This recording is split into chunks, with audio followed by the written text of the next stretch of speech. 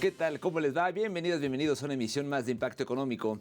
Mi nombre es Daniel Rosas. A nombre de este gran equipo, de verdad, les damos la más cordial bienvenida y el agradecimiento por estar con nosotros una vez más. Si nos permiten, comenzamos el día de hoy con los titulares, como en cada emisión. En nuestro mundo hoy les contamos que Venezuela y Rusia firman un tratado de cooperación estratégica en apoyo mutuo.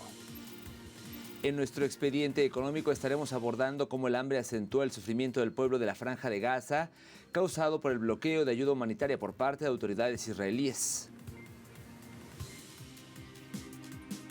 Y en nuestro recorrido digital, las exportaciones de México a Estados Unidos avanzaron sin miedo. A los aranceles crecieron 15,4% en marzo. De esto y más hablamos en esta emisión.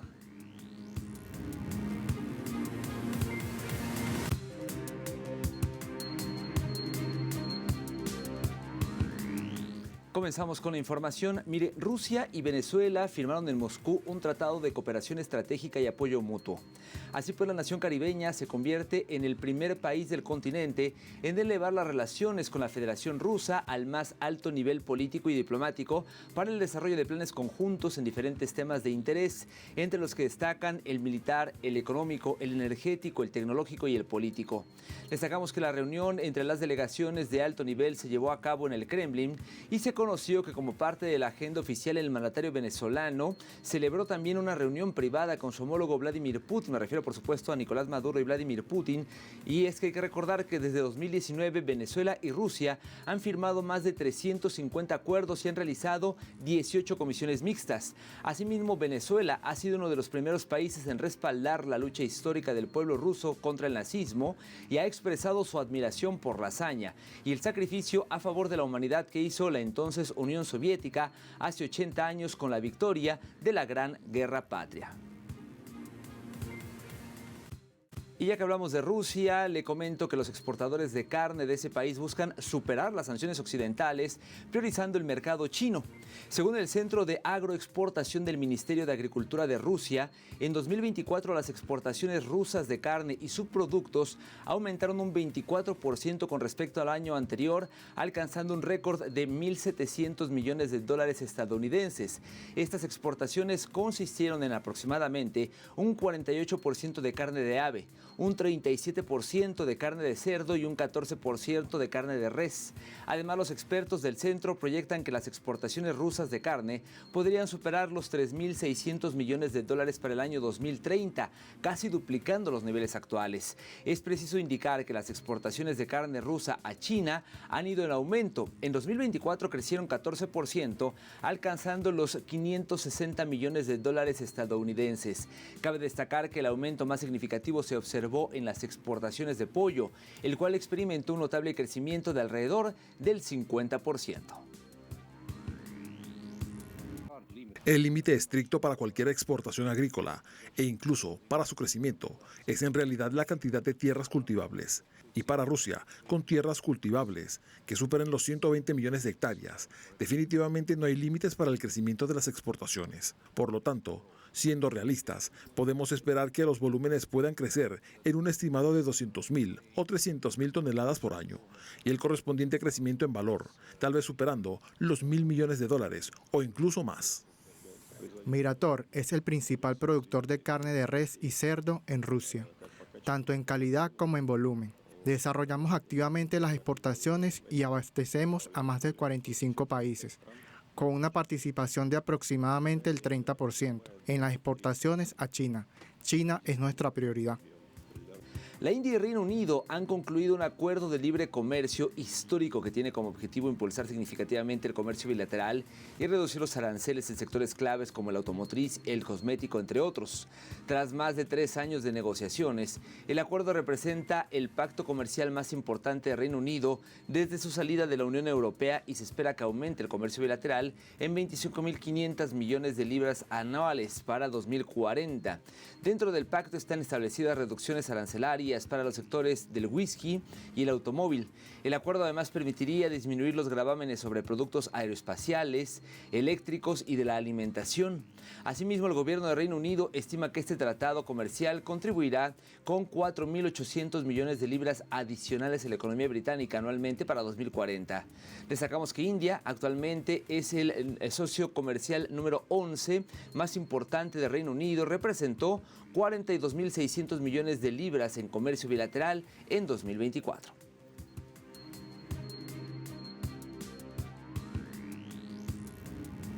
En más información, la Unión Europea expresa su preocupación por posibles nuevos aranceles de Estados Unidos que afectarían una amplia gama de productos. Representantes del bloque continental han advertido que la imposición de nuevos aranceles podría impactar hasta el 97% de sus exportaciones, que actualmente alcanzan un volumen comercial de 549.000 millones de euros. En respuesta a esta amenaza, el Eurogrupo está intensificando sus esfuerzos para diversificar relaciones comerciales y también inversiones con otros países y mitigar el impacto de la compleja relación con Washington. Aunque han manifestado su deseo de alcanzar un acuerdo negociado, consideran inaceptables la situación y responderán al desafío que esto plantea.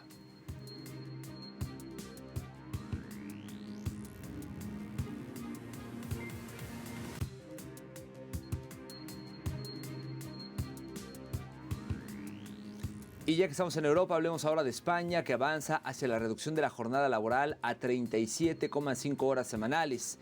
El gobierno español aprobó el proyecto de ley para reducir la jornada laboral a este lapso, 37,5 horas semanales, sin reducción salarial. Una medida impulsada por la vicepresidenta Yolanda Díaz que beneficiaría a 12,5 millones de trabajadores.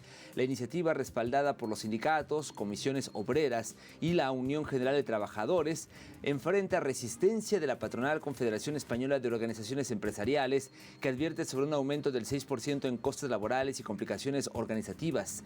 Mientras el partido Podemos la califica de modesta, el Partido Popular y sectores empresariales se oponen.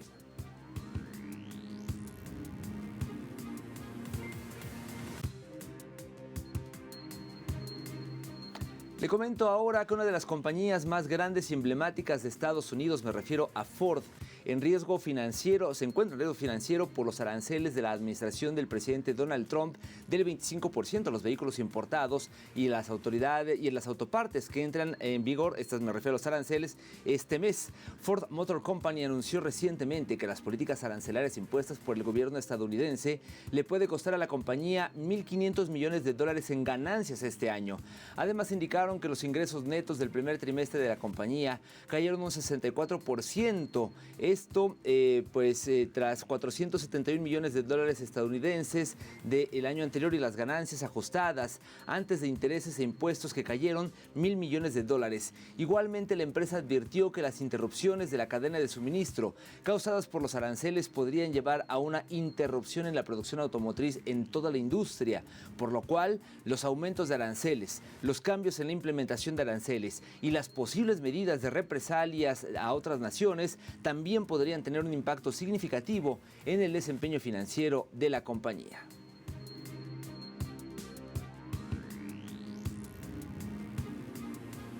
Vamos ahora a América Latina, y es que en Bolivia el índice de inflación registró una reducción hasta situarse en 0,9% en el mes de abril.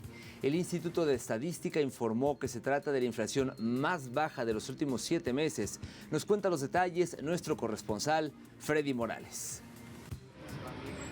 El Instituto Nacional de Estadística anunció que el índice de inflación del pasado mes de abril es el más bajo de los últimos 7 meses. Hemos registrado una inflación del 0,9%, una tendencia a la baja. Se recordó que además de conflictos políticos que generaron prolongados bloqueos de carreteras el año pasado, la inflación está alentada por la escasez de dólares y la especulación en todos los precios. En la medida que existan mayores divisas en el mercado cambiario, el tipo de cambio tendería a disminuir.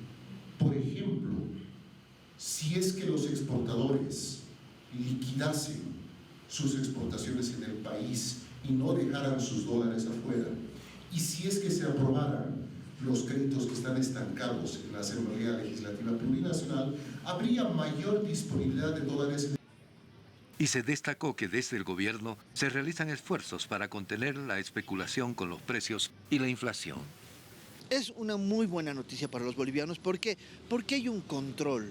Hay una política económica del Estado que está tratando que a través del diálogo, de generar condiciones, de decir ya no voy a cobrar este arancel para el beneficio de los ciudadanos, de tratar de contener de cualquier forma. Por ejemplo, pagar 396 bolivianos por un quintal de azúcar y darles a los panaderos en 95 bolivianos.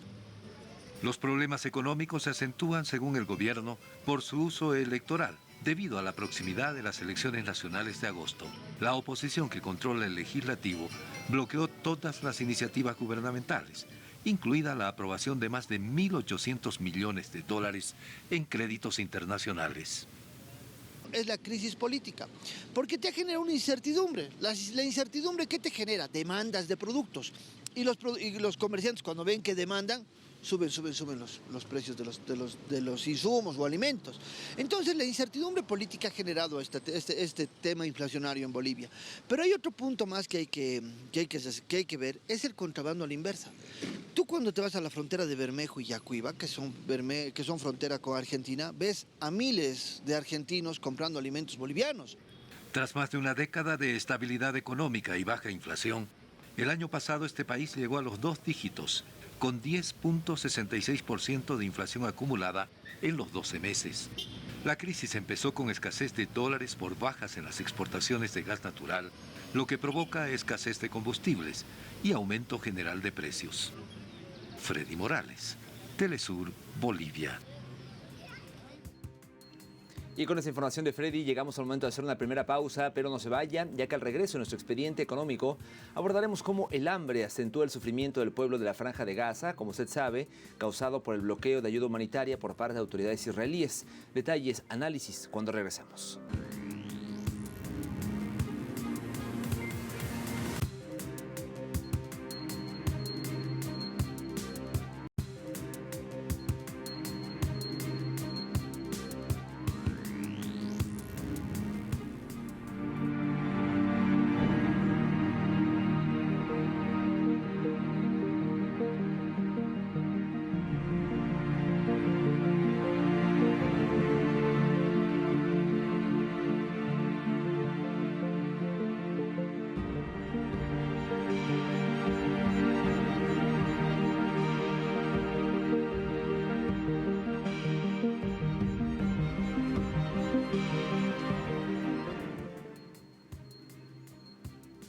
Estamos de vuelta en Impacto Económico. En casi 2 meses del bloqueo por parte del gobierno de Israel de ayuda humanitaria a la Franja de Gaza, pues no ha logrado entrar agua, comida, combustibles ni suministros médicos, lo que hace pender de un hilo la seguridad alimentaria de más de millones de personas, más de 2 millones de personas.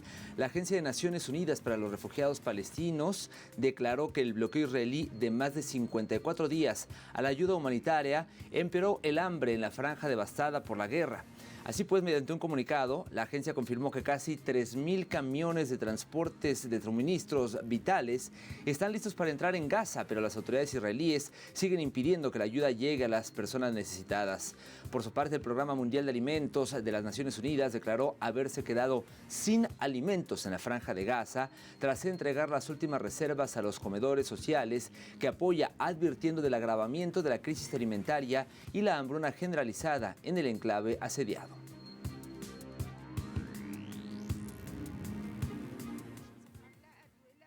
Todo está cerrado para nosotros. No hay medicinas, ni mantas, ni comida. ¿Cómo puedo cubrir estas necesidades básicas de mi familia bajo el asedio? Por eso vengo al comedor social a buscar comida para mis hijos, ya que soy responsable de 10 vidas. El bloqueo es férreo y los precios están por las nubes. Así que hago la fila para conseguir comida aquí y a veces me quedo sin nada. No podemos llegar a fin de mes debido al cierre de los cruces y la escasez de suministros. Ya ni siquiera podemos trabajar, no tenemos productos y los pocos que quedan se han multiplicado por 20, por lo que los precios se han vuelto muy altos para los ciudadanos de Gaza. Sufrimos escasez de todo, incluyendo pescado, carne y pollo, que el cuerpo necesita para nutrirse. Y ante esta terrible situación, el pueblo de Gaza lucha por sobrevivir en medio del bloqueo continuo y también la escasez de alimentos. A continuación, los detalles en el siguiente material. Los residentes de la Franja de Gaza luchan por sobrevivir en medio de la grave escasez de alimentos causada por el continuo bloqueo israelí. En este sentido, los ciudadanos utilizan hornos improvisados rudimentarios para satisfacer incluso sus necesidades más básicas. Cada vez que voy a la panadería, espero en la fila un buen rato para el pan. Y luego cuando regreso, le digo a mi madre que no aguanto más. Me siento sofocado mientras espero, pero mi madre me dice que no tenemos otra opción. Los residentes de Gaza se enfrentan no solo a bombardeos y ataques, sino también a una batalla silenciosa por la supervivencia. En condiciones tan extremas y catastróficas, se ven obligados a soportar grandes penurias, incluso para preparar unas pocas rebanadas de pan. Antes era artesano, ahora no tengo ingresos por el desempleo, así que mi esposa y yo hicimos esta estufa. Ganamos 20 shekels al día con ella para mantener a nuestra familia. Hoy en día, un trozo de pan es el sustento de la vida. Todos buscan pan. La Agencia de la ONU para los Refugiados Palestinos calificó de castigo colectivo el sufrimiento que inflige el gobierno de Israel a los más de 2,1 millones de personas que viven en Gaza sin comida, agua limpia, medicamentos y otros bienes vitales. Lo cierto de todo es que, mientras el hambre se soñerea en la franja, la solución podría estar aguardando en los pasos fronterizos, donde casi 3.000 camiones cargados con alimentos y otros suministros esenciales aguardan por la autorización del gobierno de Israel.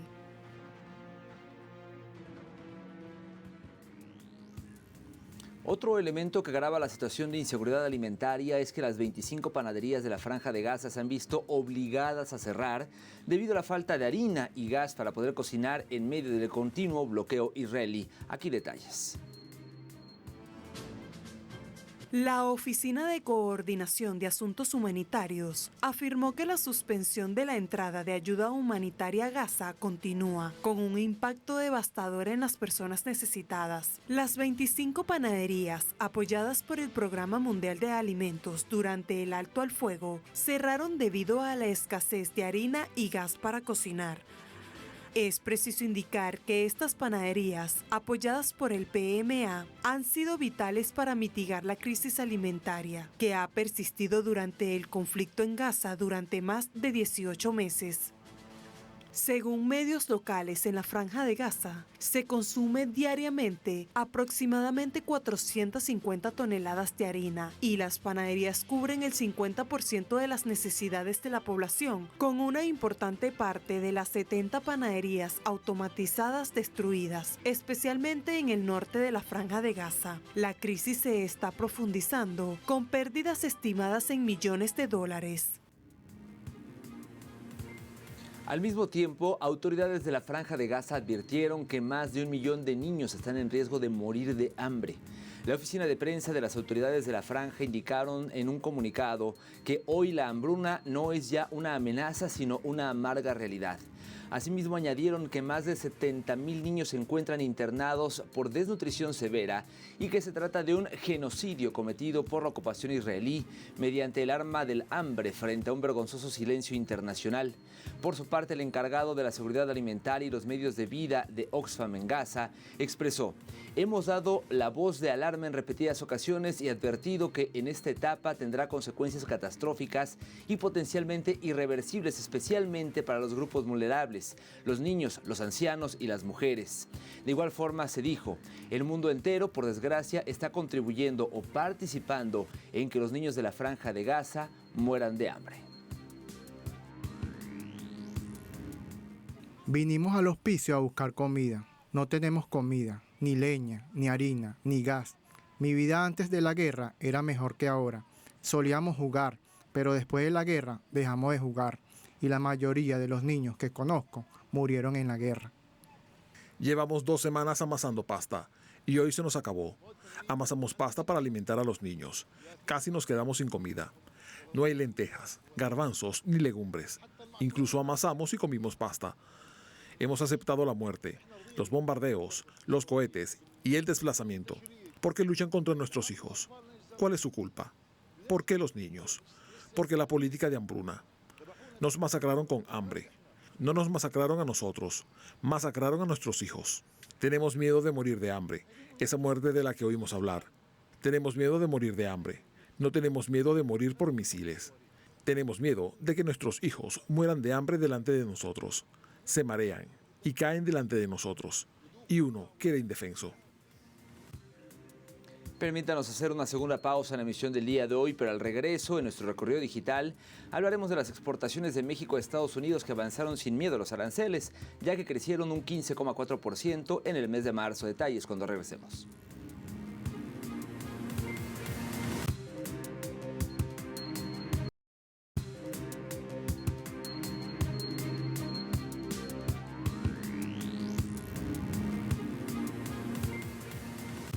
Estamos de vuelta en Impacto Económico y es momento de iniciar con nuestro recorrido digital. Hoy comenzamos con el portal Sputnik Mundo que titula: las exportaciones de México a Estados Unidos avanzaron sin miedo. Sin miedo a los aranceles, crecieron 15,4% en marzo. Y es que de acuerdo con esta información, información de la Oficina del Censo del país norteamericano, en 2024, en el mes de referencia, las importaciones que hizo el país latinoamericano del vecino país del norte fueron por un valor de 41.562 millones de dólares. Por otra parte, se informó que el déficit de bienes y servicios en el país norteamericano fue de 145.500 millones de dólares en marzo, 17.300 millones más que de los 123.200 millones de dólares que se registraron en el mes de febrero.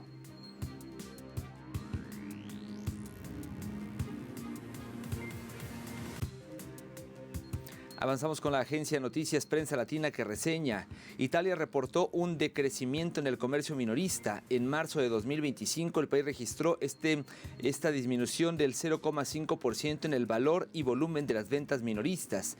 Según un informe publicado este miércoles por el Instituto Nacional de Estadística, el ISTAT, se indica que las ventas de alimentos se redujeron un 0,5% en su valor y 0,9 puntos porcentuales en volumen. En el caso de los productos no alimentarios, la disminución alcanzó 0,3 puntos porcentuales en valor y un 0,4% en volumen, precisa el análisis.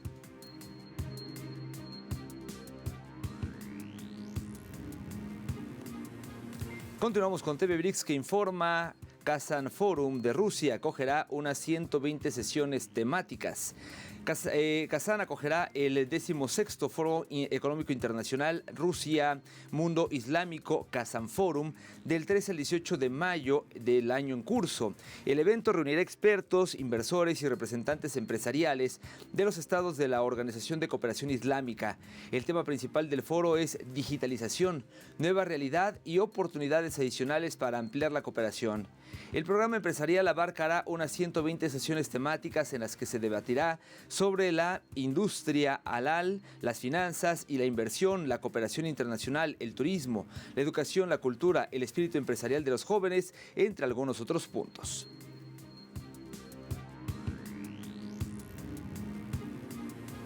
Y finalizamos el recorrido digital con página 12 de la Argentina, que indica subió 6,1% el precio de la carne. De acuerdo con esta información, el precio de la carne vacuna acumula un incremento anual del 65,1% y un nuevo aumento en abril que fue del 6,1% en los mostradores.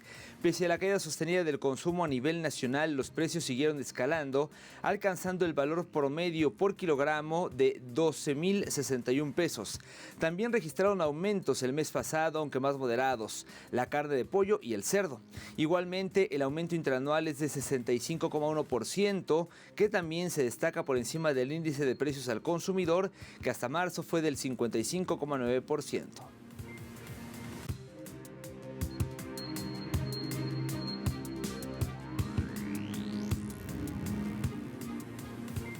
Momento de revisar cómo se encuentran los precios del petróleo. El intermedio de Texas, el WTI, marcó uno de $59.56, un alza de $2.43. En el caso del barril del Brent, el de referencia en Europa, se vendió en $62.56 con un incremento de $2.33, mientras que el crudo promediado por la OPEP marcó un precio de $61.80, una caída en este caso de 8 centavos de dólar.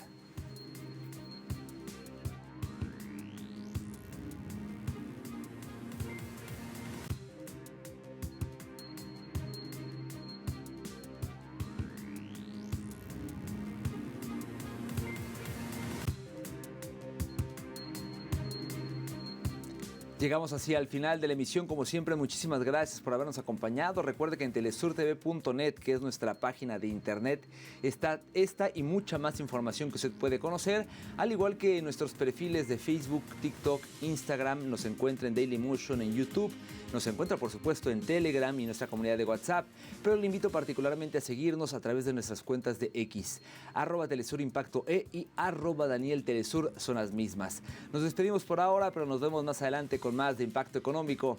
Hasta entonces.